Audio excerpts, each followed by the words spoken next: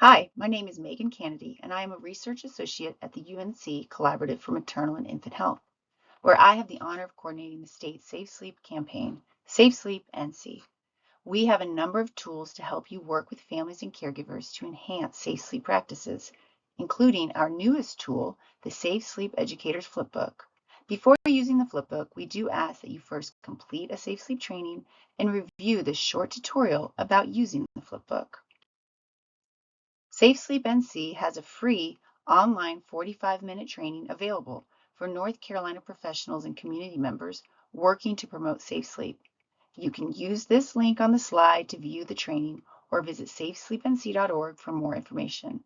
You can also contact Safe Sleep NC if your organization needs further assistance with training or would prefer a live tailored virtual training.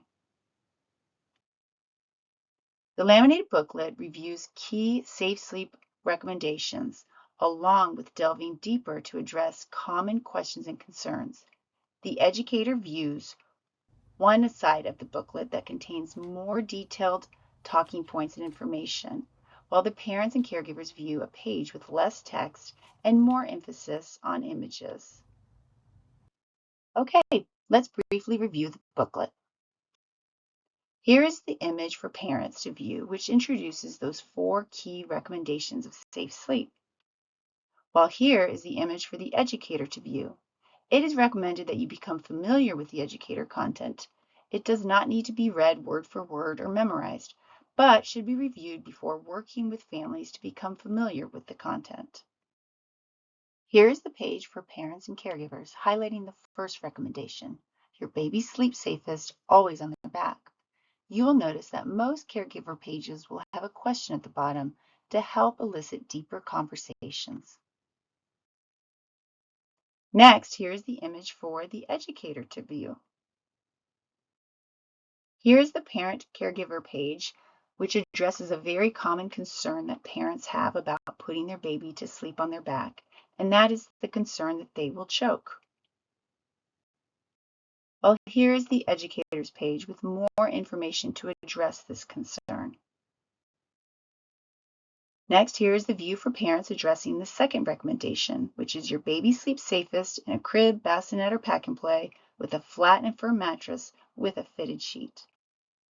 While here is the educator's page that goes into much more detail about those sleep spaces.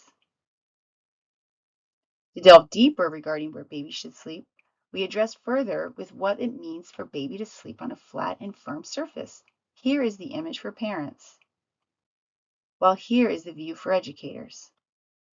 Next, here is the parent and caregiver page that addresses the third recommendation, which is your baby sleeps safest with nothing but baby.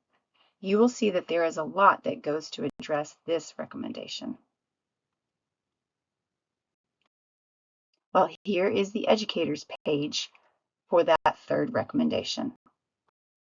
Next, here's the parent's view addressing a more complex issue about understanding the risk of sleeping with the baby on a shared surface. It is important to stress that it is never recommended to sleep with their baby, and that it is important to understand that there are some risk factors that make it even more dangerous. This page breaks down these elevated risk factors. Well, here's the educator's view. Going through the different risk factors can take time, but can be very helpful. Also, the white box contains further questions to keep the conversation going. Here's the parent's page view to share the recommendation to share the room, not their bed with their baby. The images below help to discuss how this might look at night while caring or feeding for their baby. Again, here's the view for the educator with more detailed information about sharing the room. Next, the parent caregiver page discusses what it means to not have items in their baby's sleep space. Again, here's the educator's view. Next, we will see the view for the parents, which is the fourth and final recommendation, that your baby sleeps safest when free from smoke and vape and in the care of someone who is sober and alert. Here is the educator's view with a lot more information to help guide this sensitive and critical conversation. Lastly, Here is the parent's view for the final page where we share 5 tips to help your baby sleep.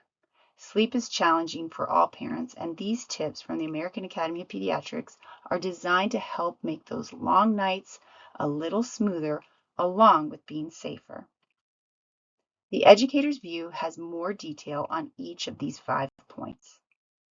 The back page has a QR code that links to our website. I hope these flipbooks are helpful in your work with families and caregivers.